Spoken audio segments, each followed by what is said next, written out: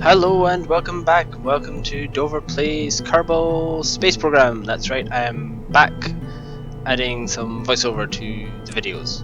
The past few videos I've just been recording, just editing together a few clips and putting them up for you. I am kind of doing the same here. I've edited this clip and I'm recording this voiceover afterwards. So the object in this video is to get a satellite into a polar orbit around the moon. So first of all, we're going to design the satellite. I'm going to use this surface scanner. I can't put it on top of it like that, that's a bit silly. The surface scanner is a mod that I added to the game that allows me to scan the surfaces of celestial bodies, and then you can find out where particular biomes are, and you can do things like set landing points on a map and you can see them, and it's quite a nice wee feature. You can also once you've scanned the full surface of a body, you can send that data back for some science, which is good because we all need extra science. So I'm just adding some flight recording instruments and basic science instruments inside this compartment. I've put that battery in upside down right now. As some of you may have noticed already. I don't notice this until later on when I try to move it and the battery gets left behind. I'm just gonna kind of let it go through the building. I'll describe what my ideas were behind the base of that. So it was just basically, gotta remember solar panels. Quite often it's easy to forget solar panels, and then you get up there and you run out of battery power, and it's not so much forgetting the solar panels, but you put them on like maybe covering just one side, and then you accidentally position the craft into a way that side doesn't get any sun ever, and then you run out of charge and that's you gubbed. No chance of fixing that. Used to be RCS for maneuverability in space. I don't think I really needed that. I think I leave it on there, but I really didn't need it. But for the sake of having it, there's a couple of fuel tanks for it. Yeah, that one's in the way.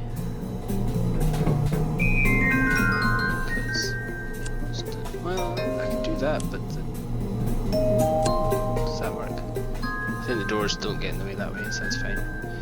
I've done it a couple of times where I've put that on the side and the doors, and then like science bays, kind of where those more propellant tanks are, and things start to get in the way of each other when I open the doors. And I've had a spacecraft on the surface of the moon shake itself to pieces because of that, which was a bit devastating. So that's all good. We've got our comms, and that is it. That's our satellite. Oh, I've accidentally left a comm on the other side as well, and I'm pretty sure I get rid of that. Hopefully I get rid of that.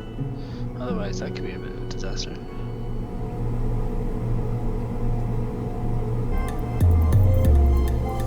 I'm just checking I have enough fuel and enough power to sort out my final stages, and kind of deciding how I'm going to get this little guy to the moon in the first place. Once we get up there, this thing will have enough fuel, enough power to maneuver itself into a stable orbit around the moon. But we need to get it there first.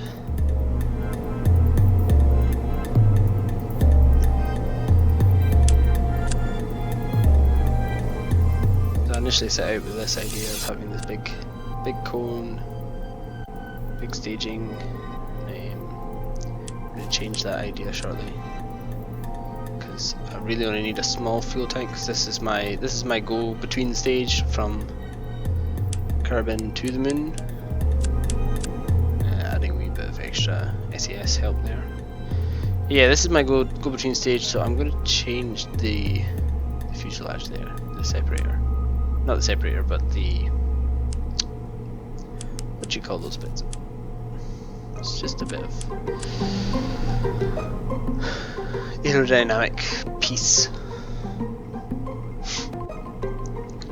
So that's my go between stage. It needs an engine. I'm going to add an engine to that. The poodle, and that's the poodle, isn't it? Okay, so there's my go between stage. That's what's going to get us from Kerbal orbit to Moon encounter. Now we need a stage to get us into Kerbal orbit, so I'm just going to whack on. I don't need that because we are already that size.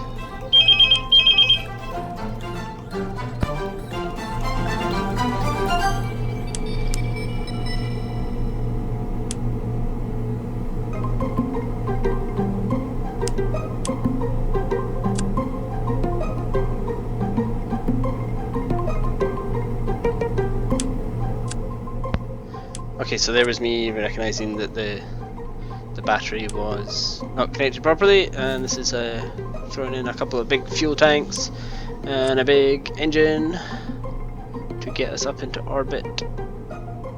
And I'm going to throw on some solid boosters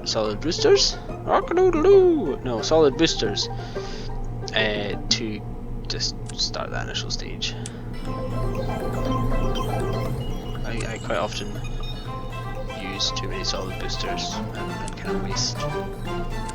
They're fairly inefficient, but they're good for that kick off the ground. Soon I'm going to start doing asparagus staged rockets because that's the way to go. But for these next few videos I haven't done that.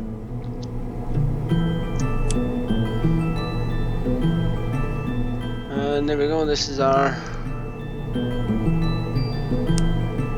Moon orbital probe. And we're about ready for takeoff. Just going to check some staging and add some parachutes to bits, and that'll be us, ready to go.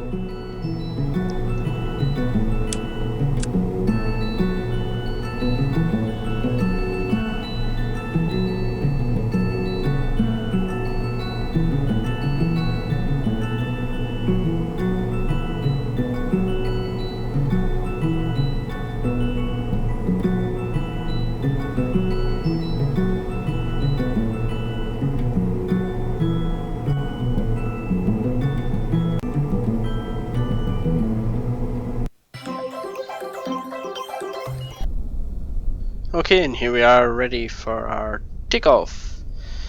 I'm just going to quickly check on the map, line up, set up our target for the moon. Looks like it's a good time to launch. Sunrise. Here we go. Like I said, solid boosters just to get us kicking off the ground, basically. We get to that sound barrier pretty quickly, and the inevitable happens. I always forget to put fins on my rockets. So, well, at least the RCS gets some use here. Now we're kicking off up towards our orbit altitude. We get there pretty quickly. Although slightly off angle, which is going to kind of mess up the encounter with the moon. However, we're going for polar orbit there anyway, so we don't really want to be coming straight on.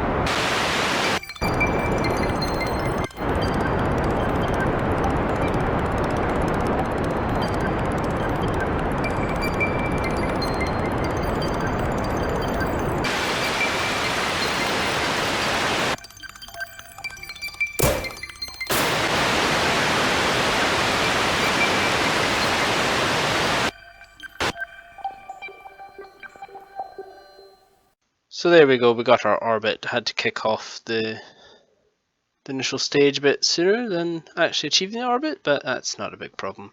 Plenty of fuel to get to the moon and make our encounter. So the next few bit is just lining up that encounter and getting ourselves there.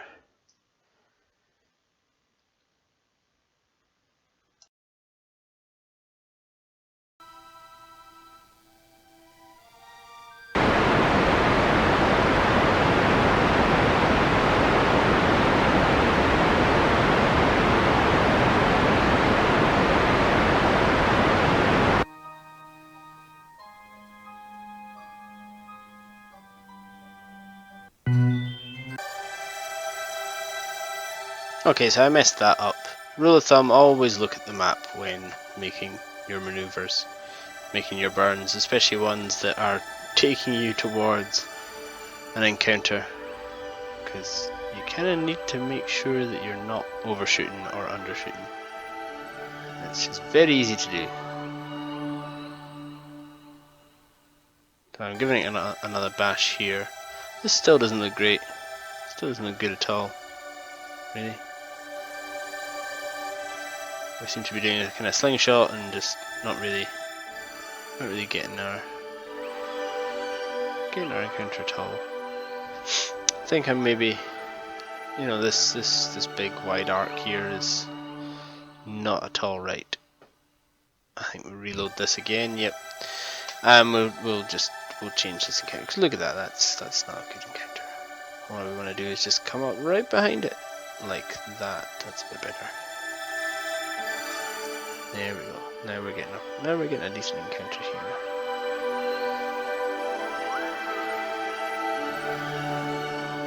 A periapsis to the moon, close enough that we can then just burn into an orbit.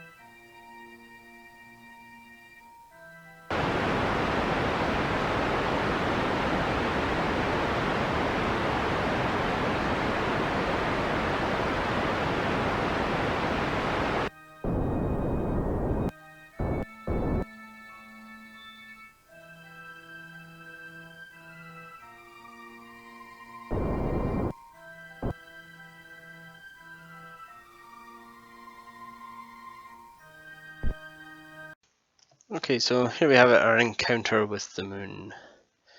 This is us here, just getting a node in place for trying to get an orbit of the moon once we get there. There's one thing I forget, although I think I do it in just a minute. If you see that the moon has got a wee node in the center of it there on the map, you can double click on that and change the focus like that. Very useful when you're trying to line up an orbit before you've actually got into the encounter.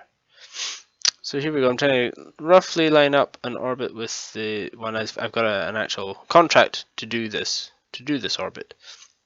I'm doubling up by bringing the scanner along to do some surface scanning. Here we go. We are actually at the moon for the first time in this. Well, it's not for the first time. We've been to the moon. We've crashed into the moon several times. But this is us getting an actual orbit, which I've lined up there. And everything looks good. We're about to do the burn, and this will be us lining up our orbit. That was the stage there for the transition from Kerbal to moon. We blew that off, so that did its job in getting us here. And I've still got plenty of fuel to get myself into position here. Now, this is the first time I was completing one of these contracts where you've got to line up an orbit to one specified by whoever it is that gives you the contracts. And I was being really pernickety and trying to get it all lined up perfectly and matching exactly to how they want it, because the contract wasn't triggering. And it takes me some time to realize it, and it's difficult to see because the lines are so close to each other. But when you see the lines on the map, you see kind of small wee dots that are circling the orbit, which shows you the direction of the orbit. And I finally noticed that I've lined up the orbit the wrong way round. So although the shape of the orbit was good, it was completely the wrong way. So this is me, I reloaded, and this is me lining it up the right way around this time. So notice how I'm pointed the other way, downwards. There goes that stage again.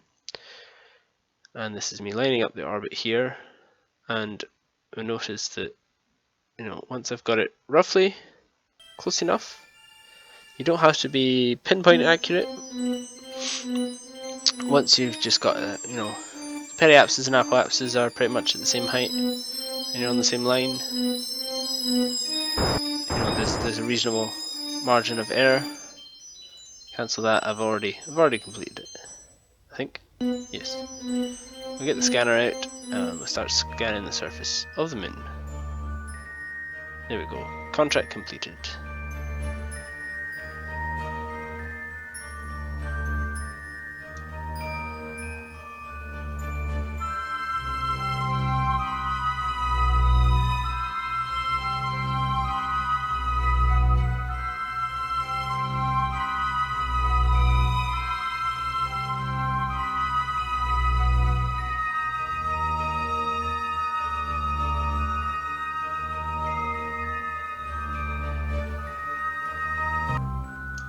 So this is after some time. We've warped forward, we left the satellite orbiting moon, and it has scanned the entire surface.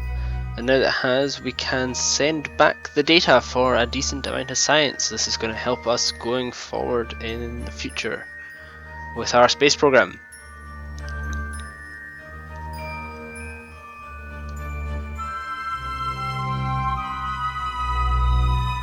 So thanks for watching. If you've been enjoying the videos, make sure you like or subscribe to the channel. If you've been watching on glitchfreegaming.com, where I've started hosting the videos, leave a comment on the post, or leave a comment in the video below to say you're enjoying it. And I will see you in the next one.